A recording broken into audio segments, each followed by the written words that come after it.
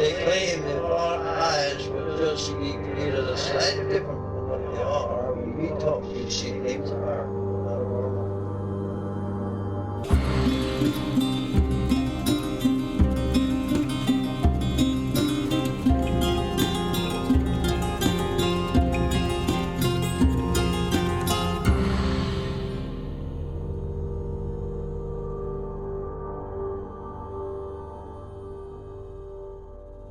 Welcome to Strange Familiars. Allison? Yes? How are you doing? I'm doing well. Guess what we have on tonight's show? Woo! We got some woo tonight. Is Bigfoot appearing tonight? Have you finally caught him? Well, we have a Bigfoot story, or at least something which sure sounds a lot like Bigfoot. Josh, Mr. Cutchin, will be joining us tonight. Josh and I will be talking with Alex, who has this pretty intense encounter in the woods that fits right in to where the footprints end. In fact, I think Josh says, I don't know if it's in this first part of the interview or in the second part, but basically he says this encounter could have been one of the case studies that we put in where the footprints end. And in fact, if we'd have known about it in time, this probably would have gone in there because it's kind of rings all the bells for where the footprints end. So, of course, I absolutely love it. A lot of strangeness going on. It's Bigfoot and Bigfoot-like things, but it's also strange lights and shadow people and all kinds of other stuff. Dreams, yeah, it all works into it. Before we get to Alex, I want to mention our Patreon. Patreon.com/strangefamiliars. If you like what we do, if you like the content we bring you and you want more, you can become a patron at Patreon. It's patreon.com/strangefamiliars.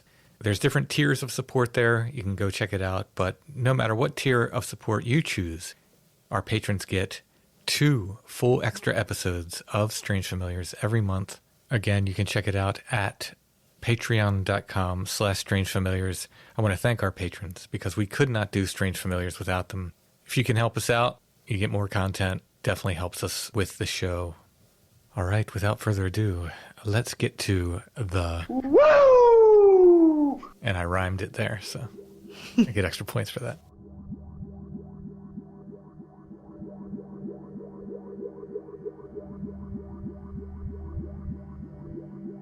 I'd like to welcome Josh Cutchin back to the show. Josh, how you doing? The peanut butter to your chocolate. I'm here. I'm happy to be here again. It's been a while. And Josh has brought with him Alex, who has, I've just read the email, and it's a pretty amazing Bigfoot account. I can't wait to hear it told and ask questions, though. How are you doing tonight, Alex? Good. I'm glad you guys responded to that email because I have definitely sent out a couple, and I feel like, honestly, when I try to retell this whole encounter tale, I don't know. I don't really get a lot of responses that seem like they believe what I'm saying, or I don't know. It's maybe I'm just being insecure, but it seems like oftentimes I feel like I need to leave details out because I don't know. It just seems a little too ridiculous. I've had people tell me that before. In fact, I've had people tell me that they've told their stories on other podcasts, and the other podcasts have edited some of the stuff out just to make it seem like more of the traditional Bigfoot story. Right. But knowing you guys, and I've read both those books, they're excellent, by the way. Thank you. I know that you guys appreciate the strange details, so I decided to leave them in this time. So absolutely. So this happened in North Carolina, yes? Mm-hmm. Yeah, this was August 17th of 2020 in Uwharries National Forest. Uwharries National Forest that's in the mountains there? Yeah, it's about 2 hours west of Durham. And I guess I'll just start telling what... Yeah, just go ahead and roll into your story. That's fine. Sure. So I guess like a little context is kind of important. Yeah, I think it's important to say that I was not familiar with any of this phenomena beforehand.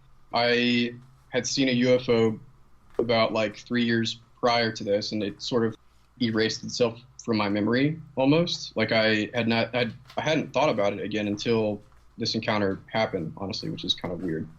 But apart from that, like nothing really has interested me in like the paranormal field exactly. It was always more of like a novelty for me. Like I watched Ancient Aliens and the History Channel and all that, and it was not really a thing that I believed in necessarily. I always kind of found it interesting because it just seemed kind of kooky and like these people actually believe this, like, Right. you know what I mean? But yeah, so that's a little context. The only reason I decided to go camping was because I was in a place where I was effectively like trapped in a house with my roommate and his girlfriend during the COVID lockdown, and I was unemployed at the time, and I just needed something to do. For whatever reason, I just decided that I was going to go camping. And the only reason I chose this particular spot was I had decided that I wanted to go camping in like a wilderness area. I didn't really want to do like a campground necessarily. I wanted to, like, I don't know, test myself physically, I guess. Because again, this was a point in time where I was fairly depressed and not in a great space mentally. Those are interesting and important notes. I'm aware of that now, which is very interesting. Had you been camping in general before, or was this just literally your first time camping? Yeah, I used to go with my dad in like the Blue Ridge Mountains and all that, so it's not like my first time, but I was definitely not experienced necessarily. Mm-hmm. All right, sorry, I just need to like kind of calm myself down before I retell this. There's always like this residual anxiety whenever I talk about this. Okay, so I decided to go camping in Uwharries National Forest. I don't have like a specific location in mind. You know, I'm just winging it essentially. I bring a tarp. I don't bring a regular tent. I don't know what I'm doing essentially. I grab all that, put it in my car, I start driving. It's around like 2 o'clock when I pass by a sign for like a camping area. And I decide like, all right, I'm just going to park here and I'm going to walk into the woods and just like set up my shelter wherever and then just stay there for like a day or two and just come home and I'll, for some reason, I thought that would make me feel better or something. I don't know. I just, again, for whatever reason, I had this like innate desire to just go out into nature and I don't know, just stay out there for a couple days. There's no real reason necessarily, which I find odd. So anyway, I get there. The first thing that happens when I step out of my car is that I notice that the woods are completely silent. It was so weird that my ears were ringing. It was so quiet. I did not understand why that was. And initially, and what time of year was this again? This is August, so like. Oh yeah, so it should have been noisy with insects and everything else. Yeah. Yeah, exactly. No bugs, no birds, no wind, just complete silence. It was the weirdest thing. So my initial reaction was like, okay, what's going on here? I try to rationalize it basically by just writing it off as inexperience. I haven't been in the woods for a couple years. This is fairly novel territory for me at this point in my life. So, I just kind of ignore it. As I'm walking down the trail that I find it's becoming stranger and stranger because it's not going away. I kept thinking, at some point I'm going to hear a bird or an animal or an insect or something, but nothing for at least like 20 minutes. I'm just walking down the trail and I'm just trying to recount because there are so many small details. I'm trying to get everything in here. No worries. It's been a while since I've verbalized this too, so it's just going to take me a minute. Yeah, no worries. So I'm walking down the trail. The first living thing that I see are 2 deers, and they look at me and they're up on this hill. They let out this weird squawking noise, which I've never heard a deer make before. It's kind of weird. They look at me and then they just run off. And I think all right, at least I saw something living, Yeah. This silence is so I know you guys have had your own experiences. I don't know the details exactly, but maybe you've experienced this kind of tinnitus, ringing in the ears sensation before. It's been more like suddenly I just noticed everything's gone quiet. This was as soon as I stepped out of the car. Yeah, that seems even weirder. It's one thing if you're just there and suddenly things go silent, but for it to just step out of the car and it's already quiet, that seems even weirder. Right. So yeah, I see these deer and it's kind of in a reaffirming moment, just because the silence was broken by something. Yeah. But it immediately comes back and I'm just all right, I'm not going to go back to my car because I'm feeling weirded out because I don't want this trip to be a complete failure. I arrived to this area and it's about a mile down the trail across a bridge, and it's in between 2 little streams, and there are some big rocks nearby. And I think all right, this is as good a place as any. I'm still feeling fairly intense anxiety because I'm just so weirded out by this sensation that I'm feeling in my head, which is totally novel. I've never had anything like this happen before. I get the sensation that I'm being looked at, and obviously, like, most everybody has had this feeling before, and there's some ideas by certain people, like Rupert Sheldrake in particular, that think that's evidence for like some kind of extrasensory perception of some kind. But anyways, this feeling that I had was so intense that it again, it makes me, or it made me at the time, just wonder what is going on right now, because it's like I've been out in the woods before, like a lot when I was a kid, especially. This is not something new to me. I've been in the wilderness before, but never have I ever experienced anything like this sensation. And it's like, the feeling of eyes on the back of your head, but like times 10. It is so acute and so powerful that it's like I really wanted to turn back and just go home at that point because I was feeling freaked out. But because I had promised myself that I'm going to complete this task of going camping that I had planned for and, prepared for a while, like I'm going to stick with it. And I'm just basically, being a baby. I don't want to just back out because I feel uncomfortable. That was kind of the whole point of me going, was to experience discomfort. Anyway, so I kind of just pushed it into the back of my head that I'm being looked at, by something. I know it, I feel it. And I start to construct my shelter, which I had like researched on YouTube how to make like a A-frame tent basically out of a tarp. So I get some sticks and I start constructing it. And I cut down like a little sapling, and I get this intense feeling of like, oh man, I did not need to kill that tree. Like, and I'm not like a intense environmentalist. Obviously I care very much about the planet and the environment and all that, but I can cut down a tree and not feel bad about it. But for whatever reason, when I'm building this tent, I feel so sad about like cutting down this little sapling, and I don't know, I just don't understand it. These emotions, these feelings, this eerie, intense silence, I just don't know what's going on. Yeah. Yeah. It is such a strange sensation. And again, I'm just trying to rationalize it. Before any of this happened, I never believed in anything strange. Nothing strange has really happened to me before, except for that UFO that I saw. Again, there are just so many little details that I have to remember because some of them are important, and it's... Yeah, no worries. This was over like an 18-hour period of time where I'm stuck with these beings or whatever they were for... Wow. So I'm just in the introductory phase still right now. So I'm constructing my shelter. I get this intense wave of emotion out of nowhere, just for like cutting down a tree that shouldn't stimulate that kind of response, but it did for whatever reason. I feel really bad about it, but I still use it to construct my shelter, and I try to like replant it kind of just by like digging a hole and using it as a post for the A-frame shelter essentially. And I'm like, all right, now I feel better about it. I get in my little tent and just to make sure it's good, and it's fine. It's not the best thing ever, but I get out, I start walking around, and then this sensation of being watched becomes even stronger.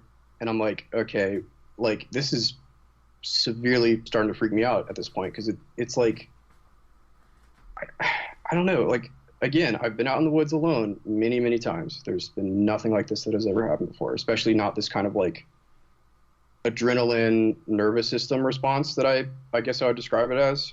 I don't know. I just felt like my whole body was being flooded with some kind of energy or electricity or something. I really don't know how to describe it other than that. Yeah, at this point, this is when I guess I'll just say like messages start. And okay, so obviously you guys know what this is, but at the time I'm thinking like,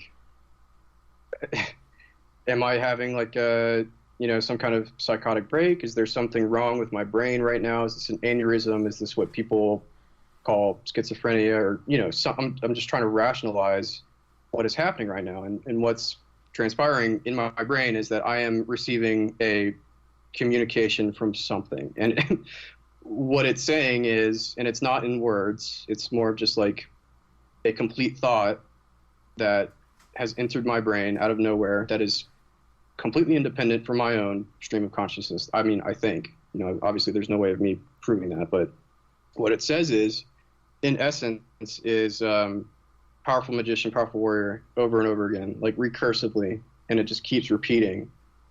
And obviously, I don't know what's going on, and I'm starting to freak out. No. Do you mind if I just pause and ask you something please. here? So, you're not hearing the words, in other words, in your head. Yeah. And you're not getting the image necessarily of this. Images were later. I'll tell you about that. Okay, all right. But no, I'm trying to establish this because when people talk about mind speak, I think some people get literal speak, and I've had in nothing to do with Bigfoot. This is in a what may or may not have been a quote unquote abduction thing, but I try to explain it to people, and it's very difficult to explain that. You just get these ideas, I guess, that aren't yours. Yeah. I mean, that's exactly what happened. They were independent from my own stream of thought, which is so bizarre, and it's so difficult to explain to people who haven't encountered it or experienced anything in this realm, whether you want to call it mystical or paranormal or whatever. It's just so. Oftentimes, when I retell this to people who are more grounded in consensus reality, I guess it's they often write it off as oh, you're just active imagination, you're just by yourself. It's no, dude. If you don't mind my interjecting, and I hope this doesn't distract you or take you off on a tangent, but literally, I can't emphasize this enough, but literally on the border of the Uwharrie National Forest is the Town Creek Mound, which is one of the more prominent North Carolina mounds that exist. Wait, I need to write this down. Sorry. That's crazy. Okay, so I want to do something real quick. Why I emailed you was because I was recommended one of your YouTube videos just on the front page. I guess I had a bunch of fairy stuff on my search history or something, but I saw your video on the Franklin, North Carolina mound.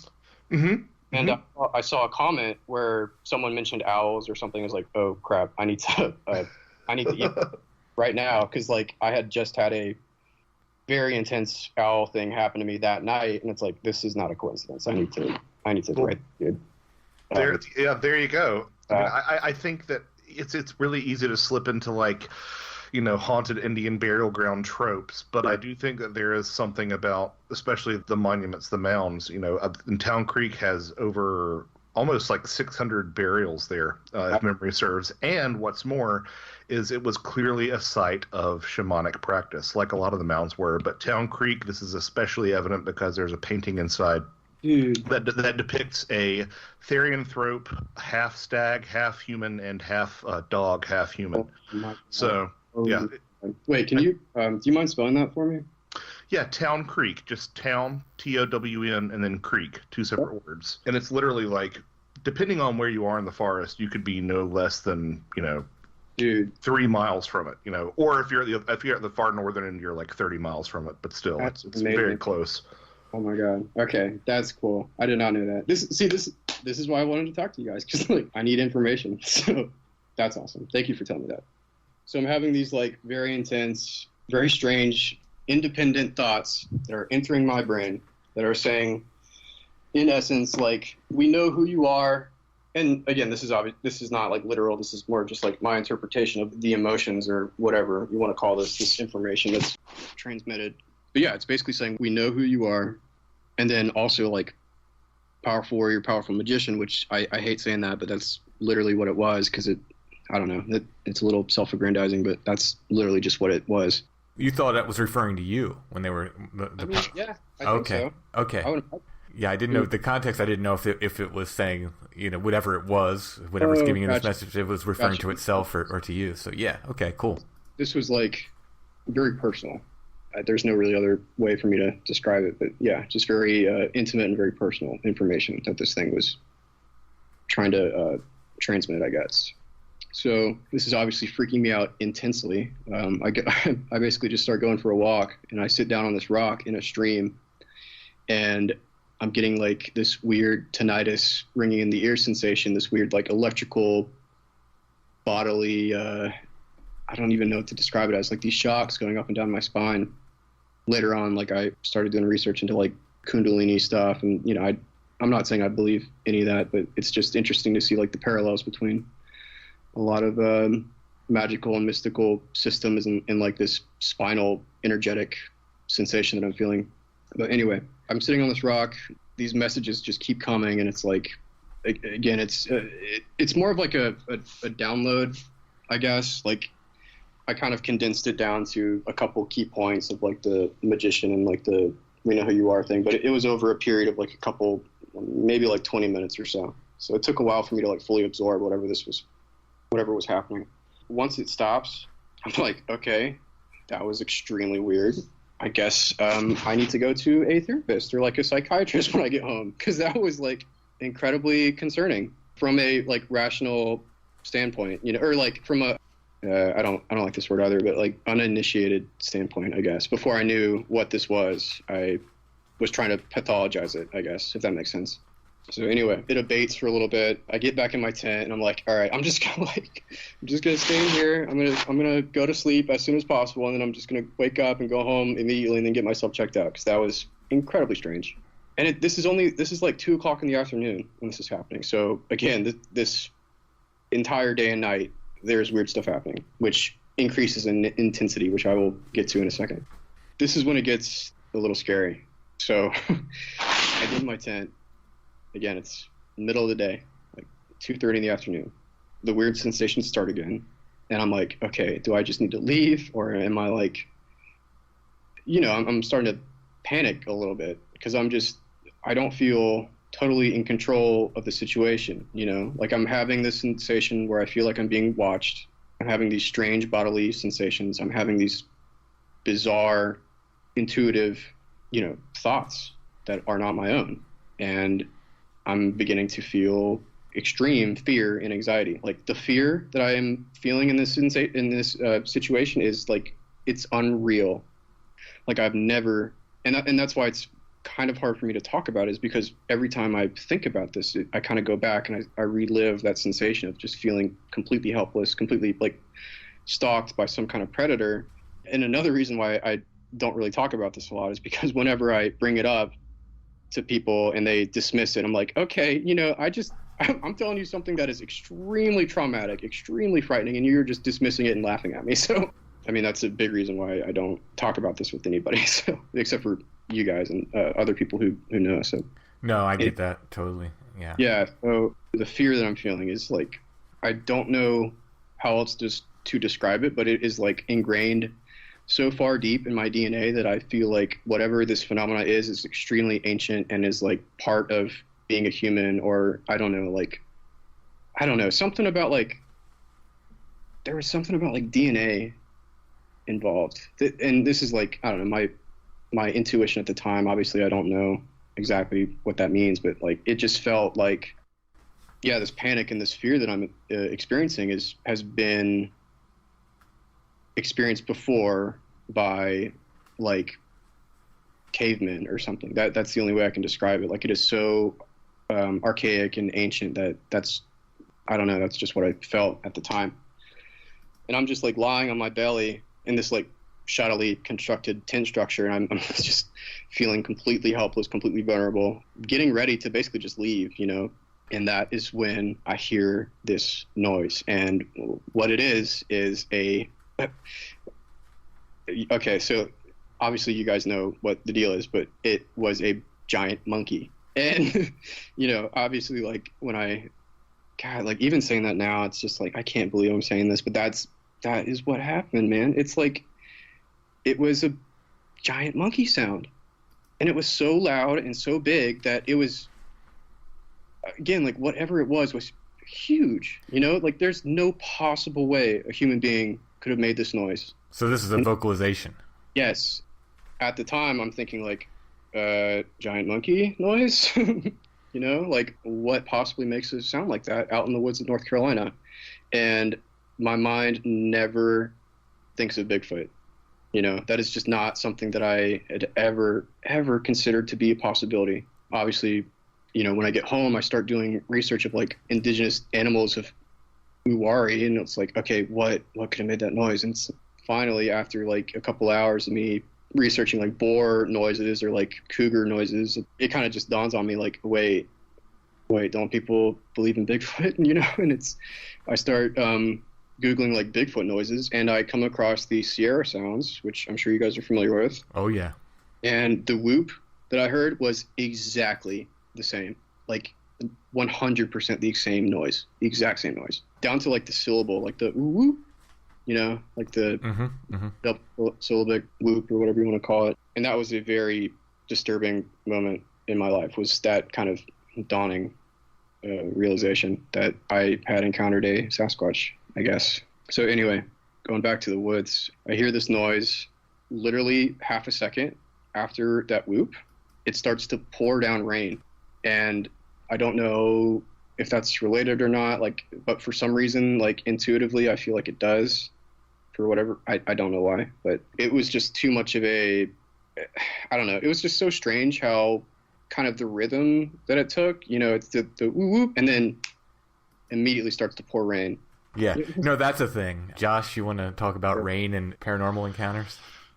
I mean, rain and storms more generally have always been sort of seen as a transition point into the other world. Like, the classic example that I always use is Dorothy's tornado with the Wizard of Oz. But also, the Fey folk, that was one of the ways that they traveled, was on storms, and the Wild Hunt would often travel on storms as well. So this makes a lot of sense. And then I'm sure that there's some people, screaming at screaming at their earbuds or screaming at their phones saying, missing 411, because that's another thing too. But that was the first thing that I got recommended to watch, was that Missing 411, the haunted documentary, when I got back, because I posted what happened on Reddit.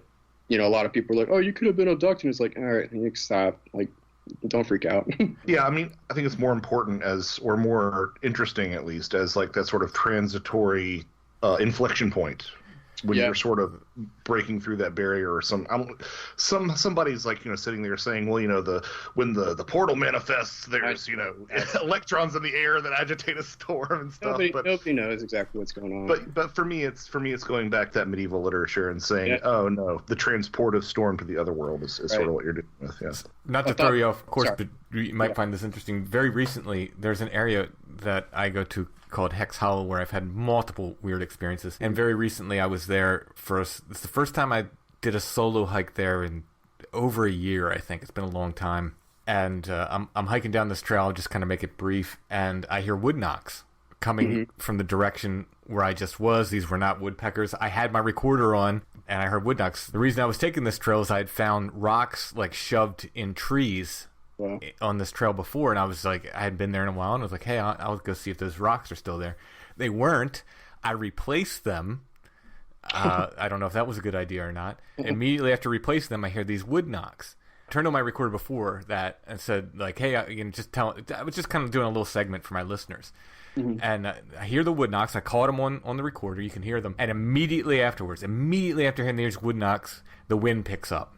And it was just a warm, dead day. There was just no wind at all. Immediately after hearing these wood knocks, wind picks up. I heard them a couple more times go down the trail, and there's a dead cat right in the middle of the trail, completely, like, the whole thing was just like this eerie, weird experience. But it was just like you're saying, it was like right on the heels of these wood knocks comes this wind. So at least it wasn't a raccoon, the Timber or kryptonite. It was in the same area though, Josh. It was nice. It's probably about a quarter mile away from the raccoon attack area. Sorry, Alex. Yeah, no worries. I appreciate the injections. It keeps me, focused, I guess. Or allows me to think about what I'm going to say next. Sure. I actually forgot something. See, this is why it's so difficult for me to talk about this, because there's so many things that happen. Like, I've described it myself like a spider web. Totally. It's not linear. It's a spider web, and it's so hard because you remember something. Go, oh wait, before that happened, this happened, and it's so. I get it completely. That's also why, again, I don't like talking about this with people who don't know what the deal is because, like, when I start doing it, it's like, oh, and this big monkey, and it's like, oh, dude, if I heard myself speak without prior knowledge of any of this, like, oh, this guy's crazy. You know what I mean? It's very hard to tell this stuff in a linear fashion. It's very difficult. Exactly. So that's why I appreciate it so much for you guys listening. So what I forgot was, before I heard the monkey noise, before it started to rain, I had this extremely intense sensation of this, like, magnetic pull from the top of my head to something very high up in the sky. And I don't know how I knew that, you know? Like, I don't know how I could tell that I was energetically or magnetically connected to something up in the sky. It's just like, that's what it felt like, you know? I could just sense it for whatever reason. Again, like, all of these, like, bodily sensations, like this extrasensory stuff has never really happened to me before. So it's all very novel. It's completely new and very overwhelming. But I feel like for whatever reason, that's kind of an important detail because it happened like right before all of the extremely weird stuff started to happen. So anyway, I feel this weird magnetic pull up in the sky. That stops. I immediately hear the whoop, and then it immediately starts to rain. And then I start to feel, I thought I was afraid before, but like, this is, again, like this fear is so intense, like I can't even describe it. You know, I felt like I was about to be killed. I was about to be walked up to and just like grabbed and my neck broken and then eaten by something. Yeah, and I've never felt like a, you know, I'm a human being. I've never felt like, I don't want to say I've felt like a predator before, but that's normally what human beings are. They're at the top of the food chain. Right, right. You know, and so I've never felt other than that is what I mean. Yeah, so this intense feeling of just complete helplessness, like I'm about to, this is my end, you know, I should not have come here. I'm about to die, basically. And that is when it's, whatever this is, starts to walk, like, around me, you know, like the noise that I heard was probably about, if I had to guess, maybe a quarter of a mile away. I mean, obviously that's just an estimate. I didn't go out there and measure exactly, but it's like a rough estimate. And I start to hear footsteps from that area walking towards me. And it's bipedal on 2 feet. Again, like I've heard what deer and boar and all those other critters sound like, and it can sound bipedal, but whatever this was distinctly on 2 feet. Like I know that, you know, I didn't see it, but I heard it. I'm looking out of my tent at this area and there's nothing. Whatever is making this noise is not visible. You know, so your tent is just an A-frame. It's open on the ends. Yeah, exactly. Okay. So it's like a prism shape, basically. Yeah, just open on 2 ends. Gotcha. Yeah, exactly. Yeah, there's no fly or anything. It's your. Yep. Okay. Yeah. So I have clear vision on both of my my head and my feet area. For like pretty. Yeah, it's a good viewport basically. So whatever's making these footsteps is like either, you know, not there completely or just not visible, or I can't explain it. And it starts to walk around me, you know, in like a circle.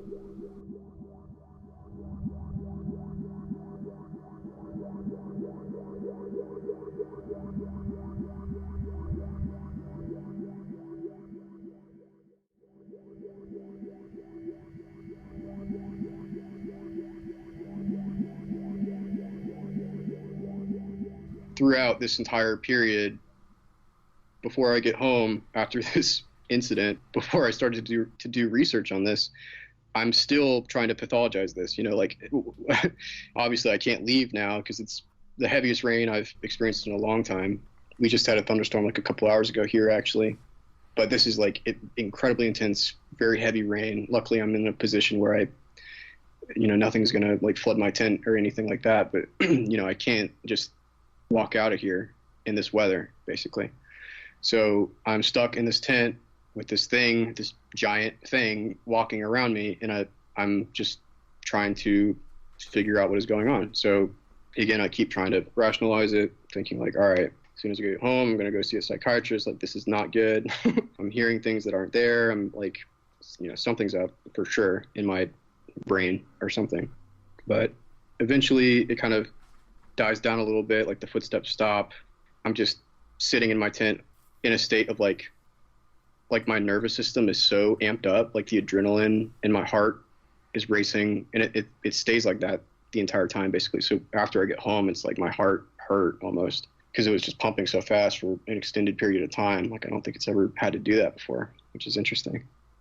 Yeah, the footsteps stop. After a little bit of time, I'm just peering out of my tent, just still trying to like find out what that possibly could have been. And I see this like little flash of light behind a tree, and it looks like a like little metallic, what I would imagine like a little coin on a string being reflected by the sun might look like if it was held up, you know, in that area. But again, like, you know, it's pouring rain, no lightning bugs, are out. No bugs, period. As far as I could tell, no birds, no bugs, nothing that could have made that light. And it just kind of flashes on, flashes off, and then flashes on, flashes off on the other side of the tree, which is a very, very weird detail for whatever reason I often think back to. And then I never see it again. But again, like as this is happening, when I see that light, it's like, what is, like, I'm just so confused, I know I keep repeating this, but there's just nothing, I have no context for any of this. It's just so bizarre. So that happens. A little bit more time passes.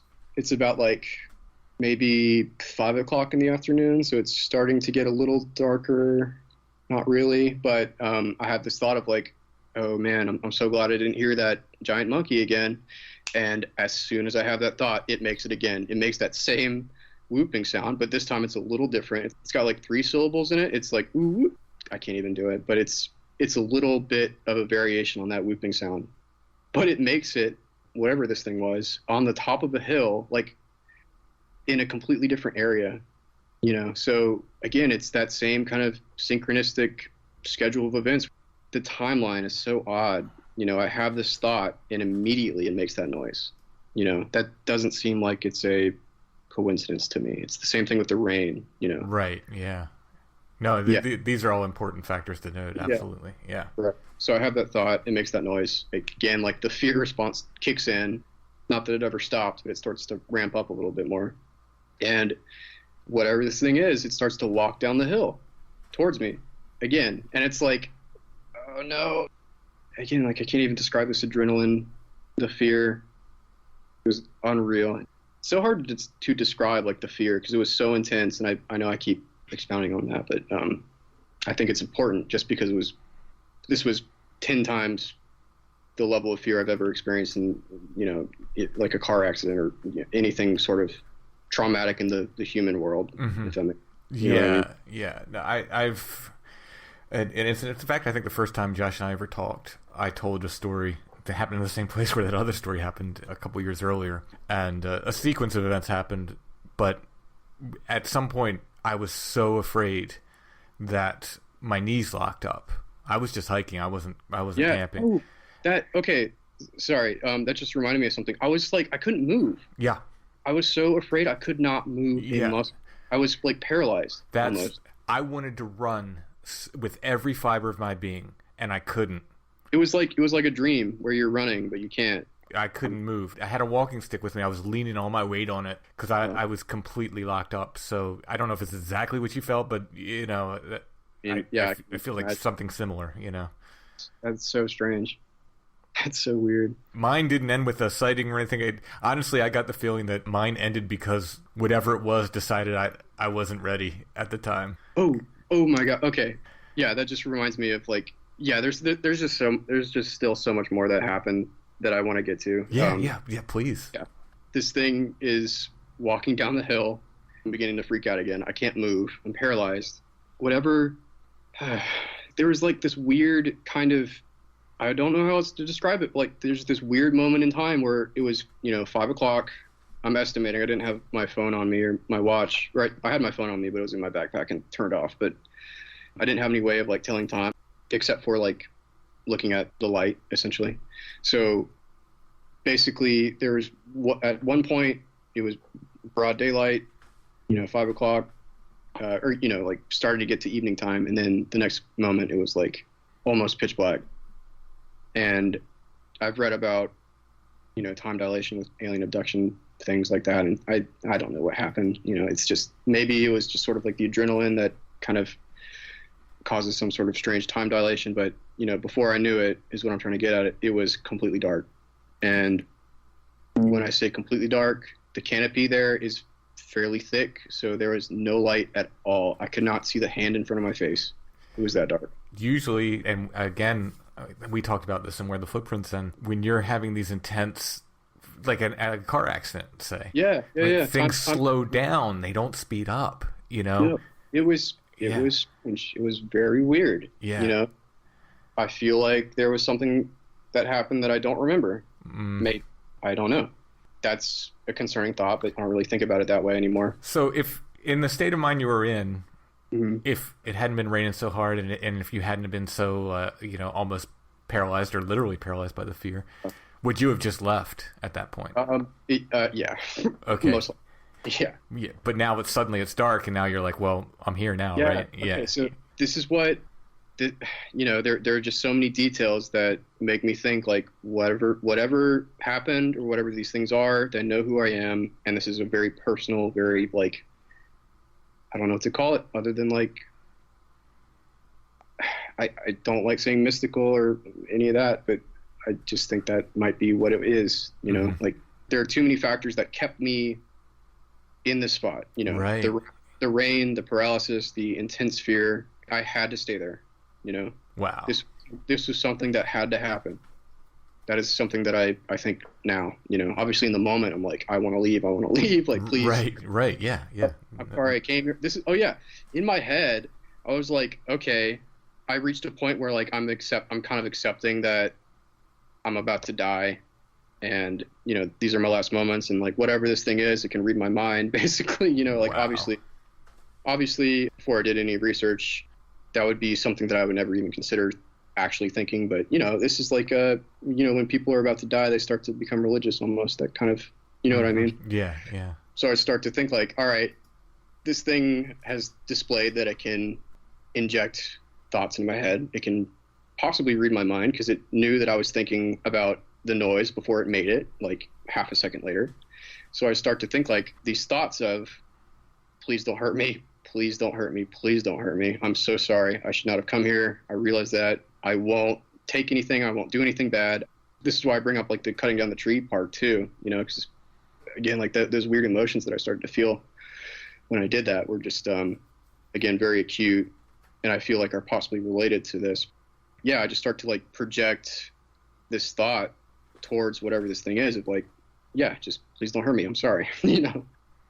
It's dark at this point, like pitch black. I am basically in like a sensory deprivation, and I start to have the thoughts again, these independent, clearly not my own thoughts. And this is a strange detail. I get this, I don't know how this came through exactly, or how I knew this, or how I intuited it, if that's a word, but they sounded in my head almost Native American. And I don't know how I know that. That's just kind of the feeling I had. This felt very old, just very indigenous. And the message that it was transmitting this time is, we need you to spend the night here. Wow. Yes. Yeah. Okay. So there's more to it too. That's an extreme condensing of the message. The broader, more detailed version is like, if you want to pass this test, you need to spend the night and not freak out. Okay. Wow. Yes. And that was so clear. Again, it's so clear and so acute that I'm like, okay, all right, I guess I have to do this. Whatever is happening right now, I guess I just have to like accept it. I've been out here for 6-7 hours at this point. I have been adrenalized and like so overstimulated, but also like extremely lucid. My senses were so heightened because I'm like in survival mode. There's a potential giant predator out there, possibly more than one, because I heard footsteps in multiple locations at the same time. That's later on too, but yeah, so potentially like multiple giant monkeys. They know my location. They know what I'm doing. They know me somehow. Like it's a very personal feeling. And now they're asking me to spend the night out here to pass a test. Like what? Like that doesn't make any sense. Like why? Mm-hmm. So I'm like, okay, then that's fine. I'm still in an extreme state of panic and fear, basically. I don't want to say panic at this point. I definitely panicked in the beginning, but at this point I'm like, all right, I have my like little fixed blade knife out. I'm like, I'm just going to make it very painful for whatever tries to reach in and grab me. And that is how I'm going to go out. That's just, I know this is how I'm going to die, but. Do you have any lights with you? Nope, nothing. Oh boy. Yep. Even if I did, I feel like I wouldn't turn it on. Honestly. Yeah, I get that too. Yeah. So yeah, I didn't have a flashlight. I had like a lighter and my phone, but my phone was in my backpack, and my backpack was like at my feet, and I was not gonna move a muscle. Also, like I couldn't too, which is like, so yeah, so no light. Infrasound, obviously. Yeah, I've heard of that. Like, apparently, like tigers can do that or something. Yeah, and it's still a decent hypothesis, but there's just so many layers to what you're describing that. Yeah, part of me thinks. Yeah, I'll get to what I think about what happened later. So I get this message of like, you need to pass this trial. I don't even know why. I still don't know why. Like, obviously, my insight into what this possibly could have been has expanded a lot since I've been doing research for the past 2 years about all this stuff. Again, at the time, I'm like, I'm just confused. Confused and in an extreme state of fear. But I just want to make it clear, like, extremely lucid.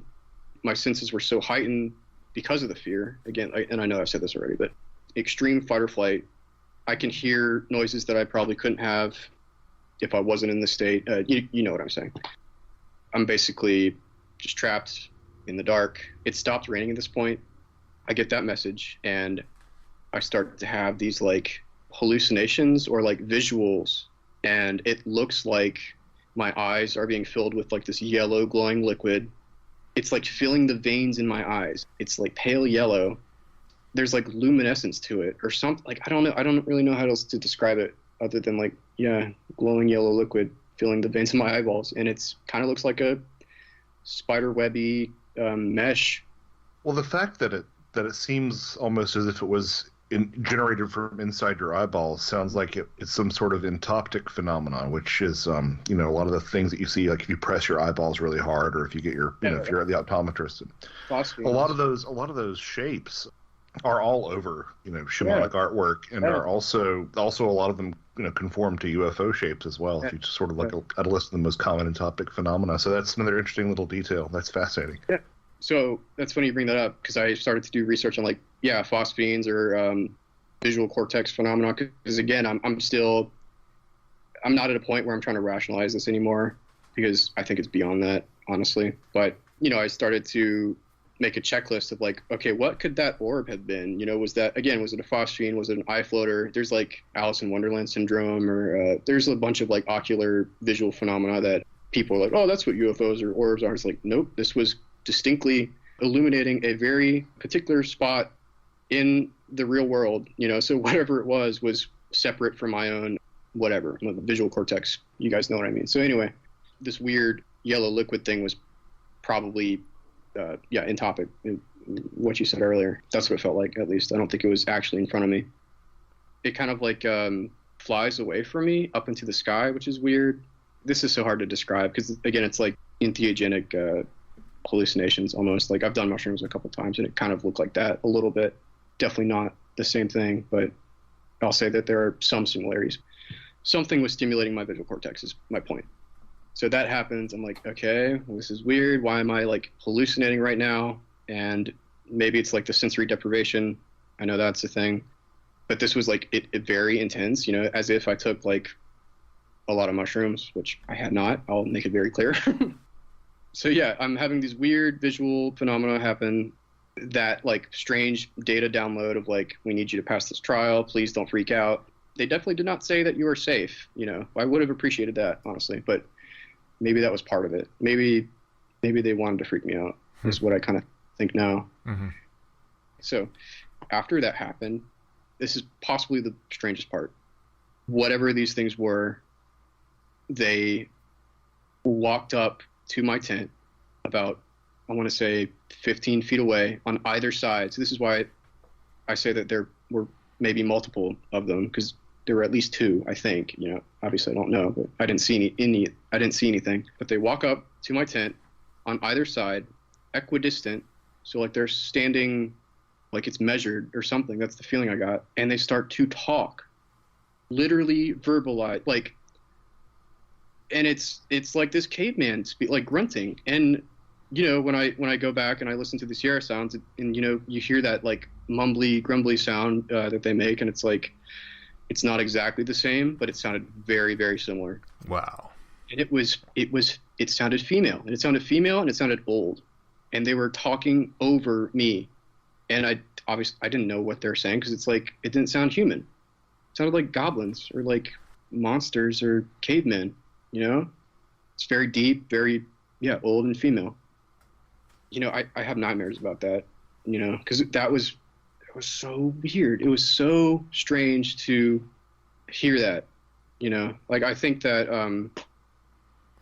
the mind speak is one thing, the whooping is another thing, but to hear them, like, verbalize and appear to be either talking about me or talking to me, or I don't know. I think they're talking to each other about me. They're on either side of your tent at this point. Yeah. On the open ends too. So wow. Yeah. Wow. So I should have said this earlier. At the head of my tent and at the feet of my tent, about like 50 feet away. Wow. Yeah, dude.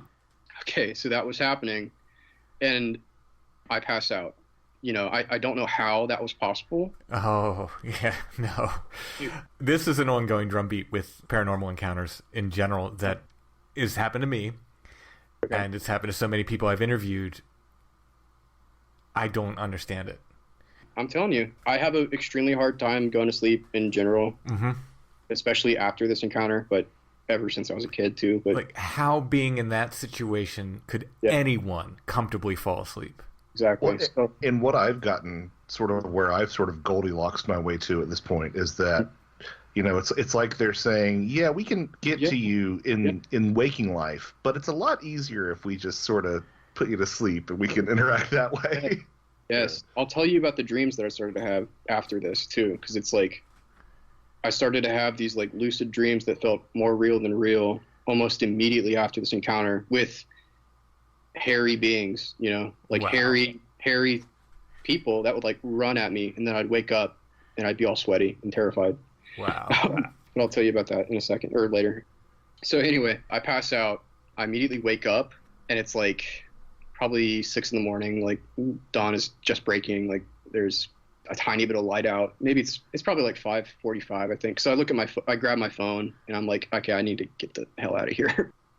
And when I'm sitting in my tent looking at my phone, like to see what time it is, like how can I just trying to remember the path out of here. I hear these little whaps on my tarp, and it's 2 of them, and it sounded like something was throwing something at my tent. I peek my head out very tentatively because I'm still horrified of my current situation, and I see like little pebbles by my tent, and it's like, those were definitely not in that location beforehand. You know, I'm fairly certain. So whatever this thing is has been throwing rocks in my tent for a little bit, you know, like this little pile of pebbles. Wow. And it didn't sound like super aggressive. It was more just like, all right, time to wake up. You got to go, you know? Wow. Yeah. And it's like, I leave my tarp, I leave my shelter, and it's like, it costs like $30. And I felt really bad about like leaving garbage out there. You know, I went back, I'll tell you about the time I went back, but you know, I went back and got it, and but yeah, I left it. I basically grabbed my backpack and ran, literally ran like the mile back to my car. I don't think anyone's blaming you for that right now. Yeah. The fact that you went back and got it is noble, but I don't think anybody's blaming you for getting out of there at this point. Well, I've been back like 7 more times, and each time like something extremely strange has happened. But I'll get to that in a second. I forgot something. So when I woke up to not only the rocks being thrown at my tent, but also what sounded like a tree exploding. Yeah. Like it literally, like my first thought was like, someone put like a CO2 canister in the trunk of a dead tree and then like detonated it, you know, blew it. That's what it sounded like a tree exploding from the inside. And obviously I didn't see anything like that, but that's what it sounded like. I run back to my car, I drive home. I'm like, again, in a state of like just shock and trauma. Basically, I get home, I tell my roommate, and I'm like babbling about like something happening in the woods and camping, and like he was like, okay, like just tell me about it when you feel better or something. It's because obviously I was in a state of like, I don't even know what to call it. Yeah, just trauma response or something. Sure, yeah. So yeah, I get in my bed, and like it's probably like 2 o'clock or 2 or 3 in the afternoon when I get home, and I immediately pass out again. And I have this dream, and the dream is of what it looks like a mask made of smoke, and like the eyes are really big, and it looks like Akhenaten from Egypt. Do you know what I'm talking about? He's got that, like, he's a pharaoh that has like a strange shaped head and like big eyes, and it looks a lot like that, but it's like white and gray and made of smoke, and then it sort of passes by my field of vision, then turns, looks at me, and then like flies at my face. And then I wake up and I feel this sensation in the center of my brain of like this pop. And I don't know what that was, but it's just an interesting detail, I think. But it felt like a dream within a dream, like very more real than real. I tell my roommate, he's like, okay. And then I just basically try to forget about this for a while until the curiosity becomes too intense for me to ignore it. And I start doing research about what this possibly could be. And that's how I arrived to the whole Bigfoot thing. So yeah, that's the story of the first encounter that I had. And Wow. I apologize for kind of rambling. And it's difficult for me to get through that one because that was the one where like there are so many things that happened all at once. And again, yeah, it's like a whole series of events, a web, like you said earlier. So and that was the moment when the toothpaste came out of the tube. And once it comes out of the tube, it doesn't go back in the tube. Yeah. I mean, I don't want to hijack your story, but I've had very similar things. And luckily someone was with me. I didn't have to experience it alone. So it was way more dealable because of that. But so many of the things, like something walking around. So I was woken up at like 3:30 in the morning by wood knocks, like real heavy, like a baseball bat smashing against a tree, no more than 50 yards from my tent. And I had the presence of mind to hit record because I'm always thinking of content for the podcast. Yeah. I hit record. I captured some of them. I could hear my buddy snoring, and he's in a lean-to tent next to me. I had a real tent, which I'll never not sleep with a real tent. I know it's just a thin layer of nylon between me and whatever else is out there, but I need that. But anyway, I hear him snoring away, and I'm literally shaking in my tent, thinking because I've heard so many of these accounts. I know what's coming, and I'm just like, I have to go through this by myself. It's going to be one of those things where I can't wake him up. Well, luckily he woke up a little bit after I did. He goes, "Hey, did you hear that?" And I said, "Yeah." Well, then I got up. We proceeded to hear something walking, literally making circles around our campsite for the rest of the night. That face you described, there was something really weird. I looked out in the woods and I saw this.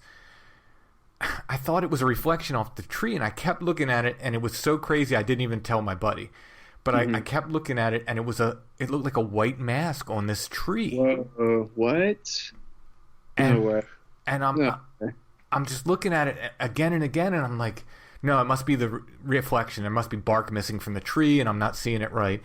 And then in the morning, I looked at it, and there was no bark missing from that tree. I was just like, what was I even looking at?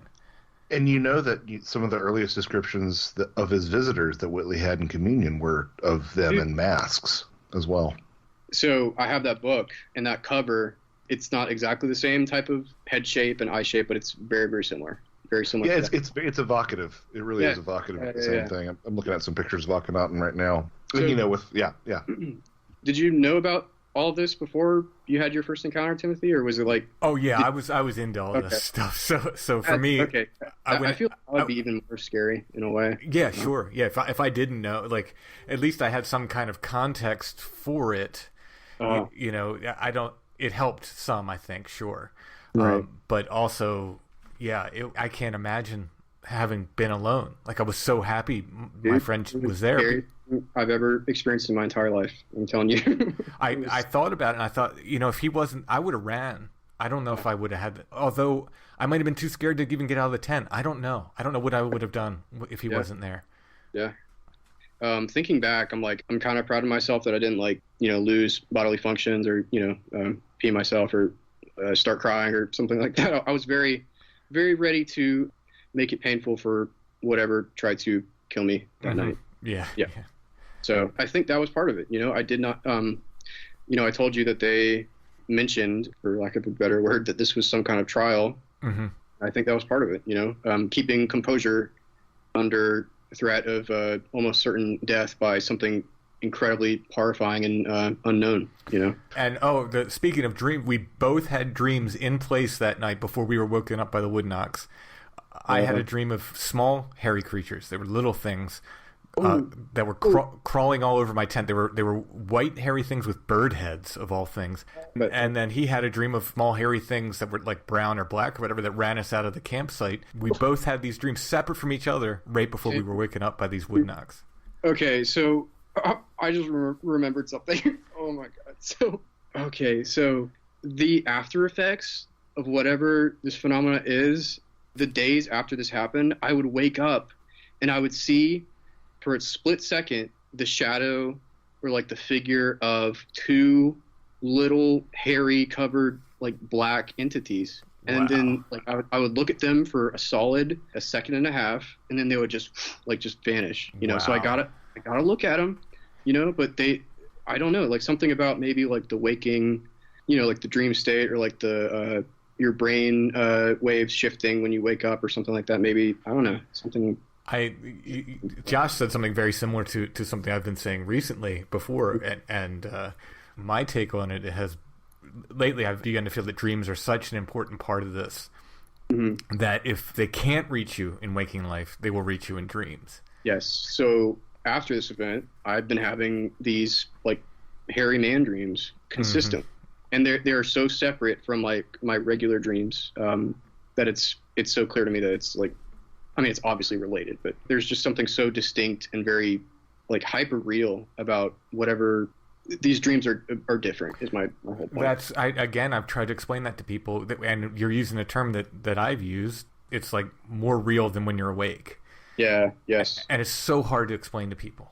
I was just going to say that's something you hear time and time again in these contact modalities, is that it's realer than real. You hear that in the NDE stuff. You hear that in certain alien abduction reports. You hear it time and again that it's realer than real. So if the dream extends into that sort of realm, then it, you know, I mean, the one bit of dream contact that I think I've had with something was the same way. It was like this. Normally, you know, there are these discontinuities that I have in dreams, where it's like I'm on a submarine, and then all of a sudden I turn around and I'm in a cafeteria, you know. Yeah, but like this was like, no, I was in my house and I walked downstairs and I came back up. Like it had this extreme sort of continuity to it. So yeah.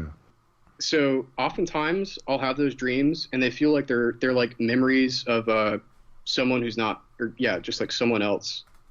You know, I feel like I'm reliving possibly another human being's memories of an encounter with whatever these things are or something. That's just my feeling about it. They're never like transitory, you know, they're always like, I stay in one place. It's usually like in my house or like my childhood home or things like, you know, places like that. And then like a little hairy person will peek out from behind a tree. And I don't want to spoil anything, but that's what happened the second time I went to the woods. But I had a dream where like a little hairy dude was peeking out behind a tree, and then it'll like come out and then like rush me, like run straight at me, and then I'll wake up. Wow. Yeah. Well, and since we're sort of between stories, I just, for anybody who's listening, there are a ton of stories out of this area, both of Bigfoot, but just the supernatural in general. And out of place animals. You had alluded to puma sounds. Like there have been rumors of mountain lions there for years. They found an alligator there at one point, which is not part of its natural range. But what I find really interesting, and I'm not really entirely sure why I find this interesting, but I heard at one point, and I haven't really verified this, I haven't really looked too hard, but I haven't really verified this, that the Uwharrie forest was clear-cut at one point. So It was entirely just barren of trees, and all that's new growth since then, since whenever that was, a couple hundred years ago or whatever. I knew that, this was one of the first locations that Americans mined gold when they first colonized the eastern United States. There you go, Tim. Yeah, there you go. They also, I also forgot, again, there are just so many details that I want to get to without sounding too manic, I guess, but there was also a huge deposits of quartz that I noticed while walking to this location during the day. And I also thought, like, that's kind of odd. I've never seen that much, like, quartz or granite before. Well, and that's important for a number of reasons. You know, you've got on the one end, you've got the sort of new age idea that certain stones and crystals and gems can hold energies, but on the other end of the spectrum, you've got ideas about piezoelectric patterns that might interact with human consciousness, and sort of the work of Paul Devereaux and Michael Persinger about tectonic stress theory. The idea that I'm not sure if the Uwharries are on a fault line. I might have to look, but there are earthquakes from time to time in North Carolina, so I wouldn't doubt it. Tectonic stress theory. I've never heard of that. The idea is that Earth energies, people see anomalous lights in the wake of either before or after earthquakes. So it's the idea that there's not only Earth lights being released, but that also happens in conjunction with some electromagnetic stress that's released by the minerals that are actually interacting with human consciousness as well. There's definitely some electrical magnetic phenomena in that location for sure. 100%. Oh, but also wanted to, when you're mentioning that, like, there are so many accounts of, like, you know, anomalous events in this area. Again, like, it is just so bizarre to me that I knew nothing about this location before this happened. You know, like, literally, I Googled, like, wilderness areas in North Carolina, and this was the closest one to me. So I, like, looked at the Wikipedia page, and it's like, oh, like, Special Forces train here for Operation Robin Sage. I was like, huh, that's cool. I guess I'll go here. And that was the extent of my research into this area before the whole Bigfoot thing happened. So, wow. Yeah. So you're processing this in your day-to-day, or are you trying to forget it? I'll say it was very difficult for me to go to sleep after this happened for the first, like, month or so. Like, thinking back to that time, that was, I don't want to say it was rough necessarily, but it was definitely, I don't know, very interesting. So when I got home, I felt like my body was different. I went down to my bedroom and I could, like, sense the energy, and the energy was, like, very, very bad because I was in a very negative frame of mind at that point in my life. I was, like, still very upset about a breakup that I had, like, a year before. Like, it was very hard for me to get over that because it ended very traumatically. Okay, that's weird because that kind of reminded me of something. I forgot to mention this. Okay, so I apologize for bounding all over the place in the timeline, but the morning before I left, I saw a shadow figure in my stairwell. Whoa. Yes, and I had never seen anything like that before, you know? It was just like this head and shoulders and torso, and I didn't see the legs because I only saw it for a split second, but I assumed that they were there, but just the shadow of a human or humanoid. And it was out of the left corner of my eye, and I looked at it for a second, and again, like, I got a good look at it for, like, a second or a split second, and it just sort of vanished into the wall, or, like, just disappeared into the air, basically.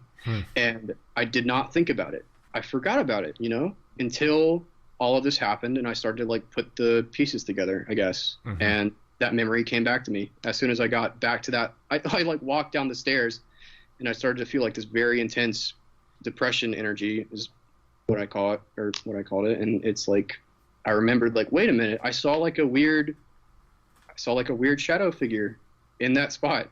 I wonder what that was. So, and that was the day before you left, or the day that you left to go camping? The same day. The morning. Yeah.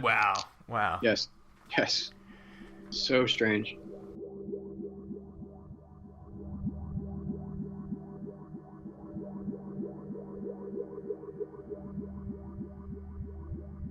There's more with Alex. We will be having a second episode with Alex for everyone. That'll be next week's show, where we get into more of the strangeness and also his return trips. And on his return trips, he sees some pretty strange stuff in the same location. I wanted to give Josh a chance to promote some things he's got coming up this summer. His new books are coming out very soon, and he's got a lot of appearances this summer. So I recorded this little segment so Josh can mention everywhere he's going to be. You might hear this same segment on the next episode because we recorded both parts of the interview at once. So, Josh, you have some appearances coming up? I do. It looks like conferences are back in rotation. So I'm actually doing 3 in the latter half of the summer. The first one is August 5th through 7th in Cape Girardeau, Missouri. It's the Midwest Conference on the Unknown, and it is a stacked roster. I'm so happy to be a part of it. It's like Micah Hanks, Ryan Sprague, Ken Gerhart, Steve Ward, a bunch of people, including Michael Huntington, who's organizing it. So it's just an absolute awesome roster. And then there's like a long weekend at a retreat in Franklin Grove, Illinois, August 11th through 14th at the Worldwide Metaphysical Tribe is what it's called. And I'll be doing a Where the Footprints End talk there. And we're also going to be calling down a UFO. So I've never been a part of that. And seeing as I'm paranormal kryptonite, I kind of wonder if something's going to happen with that or not. But we'll see. And then anyone in the Atlanta area for the first time after years of saying, hey, can I come? Hey, can I come? Hey, can I come? I will be at DragonCon, September 1st through September 5th in Atlanta, Georgia. So come on out to any of those. I'd love to see people. Nice. Yeah, I have a ton of appearances scheduled for the end of the summer. In fact, I kind of overbooked myself August through October. I should really start talking about those, but I don't have them in front of me, so we'll talk about Josh's appearances. And Josh, boy, there's a book coming out at some point. Do you have any clue when your book's going to drop? Your 2-book plus set. Well, depending on the way you look at it, there's up to 4 books coming out. Because, the Fairy Films collection of essays, I am assured, is always nigh. But like the Fae Folk, always leaving but never gone. It seems to be always coming but never here. But the one that I can be a little bit clearer with is sometime I'm hoping, knock on wood, in the next month, we will be releasing Ecology of Souls, Volume 1 and Volume 2. I'm absolutely thrilled with how it's turned out. It's been a real labor of love with a lot of people that would be familiar to listeners of Strange Familiars. Johnny Decker Miller did the art. Barbara Fisher from 6 Degrees of John Keel edited it, and Mike Cleland is helping with the layout. So it takes a village to make a paranormal book, I guess. But this is going to be my mic drop for a while. This is the closest thing to Joshua's take on how it all fits together. And as it turns out, all fits together through death, I think. That's where I am right now. You know, of the two of us, I would have thought I would have gone the death route. Yeah, I know. I think that I got stuck on this one idea a while back, which was the idea of the psychopomp, the figure that leads people from this life into the next life. And I said, hey, can that be grafted onto the UFO phenomena? And it can, to ever-increasing reward. But yeah, I have never been that macabre, and I honestly, like, the stuff that I talk about in this, the stuff that I kind of accept as part of the phenomenon now, is stuff that I've always avoided. I'm thinking specifically about stuff like the idea that it's an aspect of ourselves reflecting back at us, or the idea that these stories of past lives and alien abductions and pre-birth agreements and alien abductions that have always made me sort of curl my toes. I think that there's some meat on those bones, actually, now, after looking at it like this.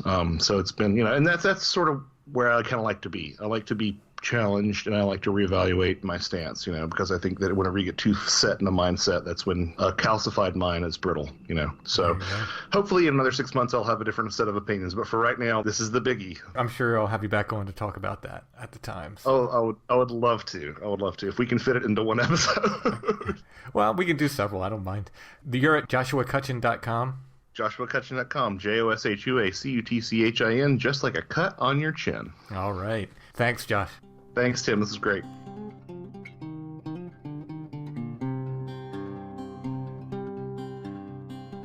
"90 Days to the Perfect Puppy." They have a relationship-based approach to training, which helps you and your puppy become perfect for each other. With online sources like video lessons, a secret Facebook group, and one-on-one options are available. They can help you understand how your dog thinks and apply proactive training methods so you and your puppy can become perfect for each other. You can find 90 Days to the Perfect Puppy at sidhappens.us. Look for the 90 Days to the Perfect Puppy link at the top of the page. Whether it's potty training, mouthing and biting, fear and nervousness, barking, chewing on furniture, shoes, or other things your puppy shouldn't be chewing on, crate training, hyperactivity issues, leash training, and more, whatever the issues you and your puppy need help with, 90 Days to the Perfect Puppy can teach you what to do and also what not to do. Again, you can find them at sidhappens.us. Look for the 90 Days to the Perfect Puppy link at the top of the page.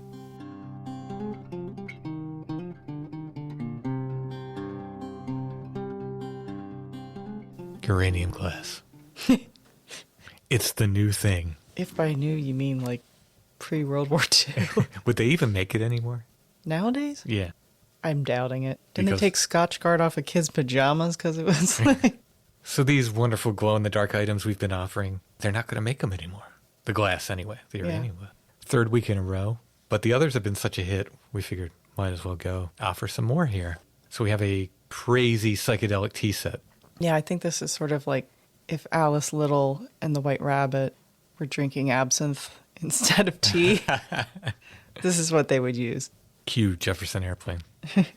It's a set, so you get 2 cups and 2 saucers. Mm-hmm. And again, do your research. We just put them on the shelf. We don't use these to eat and drink off of. My friend just told me about how her mom served some Jell-O out of... They made pieces for the refrigerator. Mm-hmm. And she, at a recent family gathering, served some Jell-O out of it. She's like, Mom, maybe you shouldn't do that.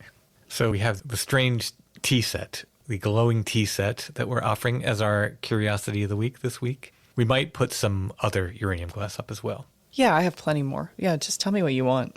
Yeah. I'll list whatever I have everything from vases to dinnerware to just little decorative pieces. And if you go to the show notes at strangefamiliars.com, you'll see an image of these glowing cups. If you click on that, it should take you to our Etsy shop where you can purchase those and other curiosities of the week. While you're at Etsy, please check out our shop. It's Lost Grave, one word. If you type in Strange Familiars, you should see our stuff come up, though. We've got copies of my books there. If you get them from us on Etsy, they all come signed. My art book, we've got Monsters Under the Hospital Bed. Again, when those are gone, those are gone. We have some left, but once they're sold out, I won't be printing any more of those. We've got my artwork. We've got originals and prints, Strange Familiars t-shirts, both the classic Awoken Tree design, and we still have a few of the High Strangeness Tour shirts. So check out our stuff. Remember, shopping in our Etsy shop helps us make the podcast as well. All goes into the same piggy bank that helps us make content. While you're on Etsy, check out our friends at Karmic Garden and check out Chad's shop, Ruck Rabbit Outdoors. Do you have anything to add, Allison? no, not a thing. Not a single thing? Not a single thing. We did restock my books at American Daydream. If you're in the South Central Pennsylvania area and you want to buy my books, you can get them at American Daydream Antiques in York. It's on the old Lincoln Highway, close to the shoe house, which is a phrase you don't get to say every day. While you're there, get some other cool stuff from Allison. She's got photos and antique stuff. You got some uranium glass in there as well. Yeah, I have a whole cabinet of it. All right. Make sure to come back next week for part 2 with Alex.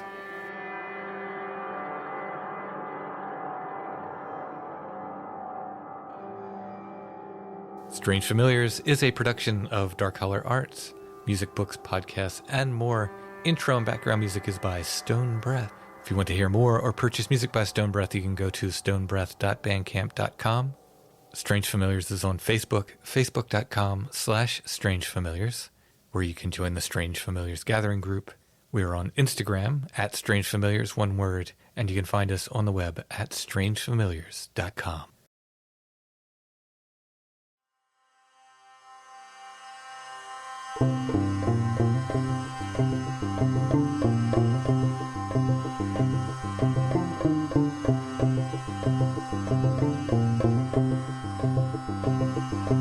Willie, he sat over the raging foam. He wooed a wife and he brought her home. He wooed her for her long and golden hair. His mother wrought a mighty care. A weary spell she's laid on her. She'd be with child for many long years. But this poor child she never bear.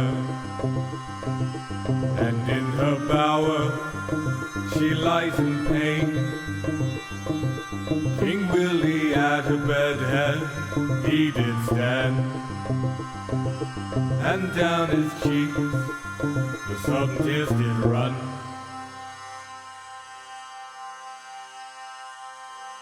King Willie back to his mother did run, and he's gone there as a begging son. Say my true love has this noble steed,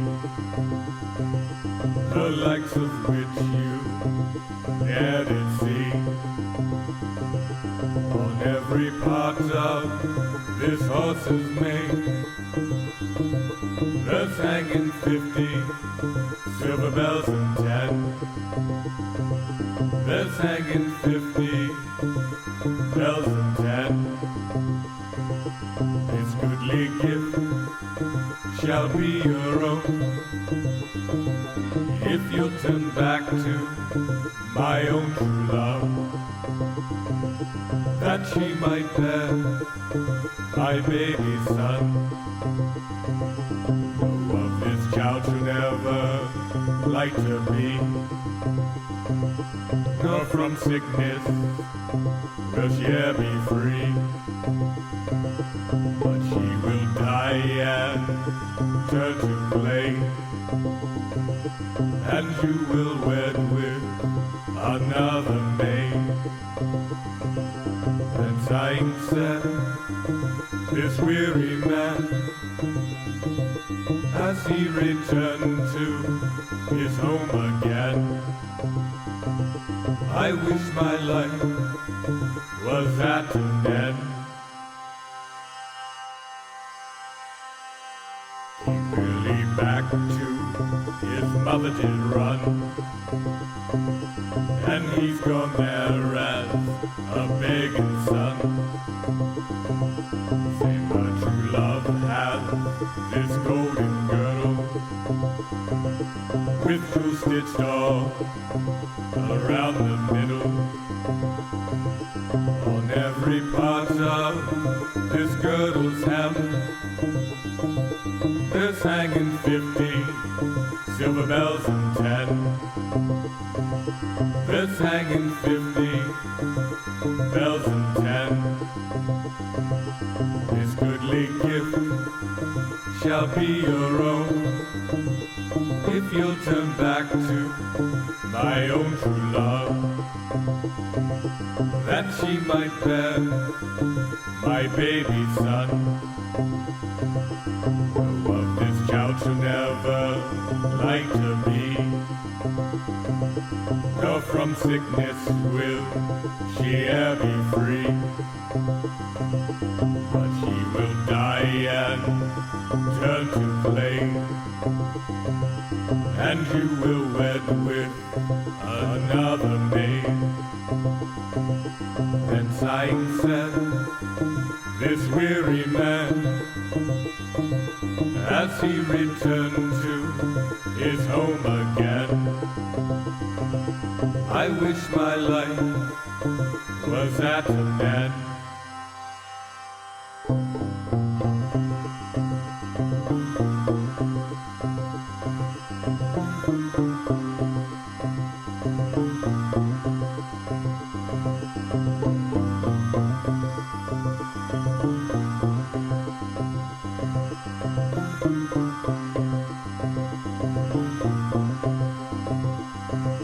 And up and spoke his noble queen. She told King Willie of a plan, that she might bear their baby son. She said, you must get down to the marketplace, and you must buy a loaf of wax, and you must shape it as a baby nurse, and you must make 2 eyes of glass. Invite your mother to the christening day, then you must stand there close as you can be, all for to hear what the witch does say. King Willie he'd again to the marketplace, and he did buy a loaf of wax, and he did shape it as a baby nurse, and he did make 2 eyes of glass. He asked his mother to the christening day, then he did stand there close as he could be, all for to hear what the witch did say. Oh, how she stormed and how she swore. She spied a babe where none had been before. She spied a babe where none could be before. Said, who was it untied the 9 witch knots, braided among his lady's locks? And who was it to gout the combs of care, braided among his lady's hair. And who was it the master kid did slay, that ran and slept underneath her bed, that ran and slept all under her bed? And who was it untied a left shoestring? And who was it that let her light her be,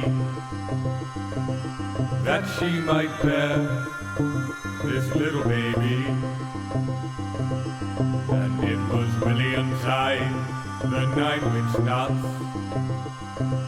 braided amongst his lady's locks.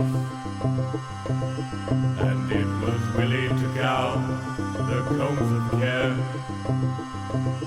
braided amongst his lady's hair.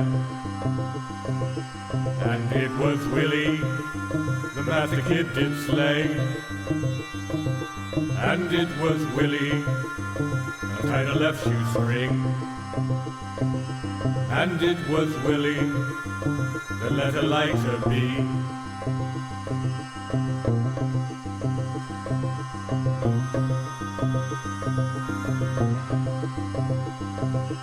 And she did bear a baby boy, and bright the blessing that be them upon. Oh, bright the blessing that be them upon.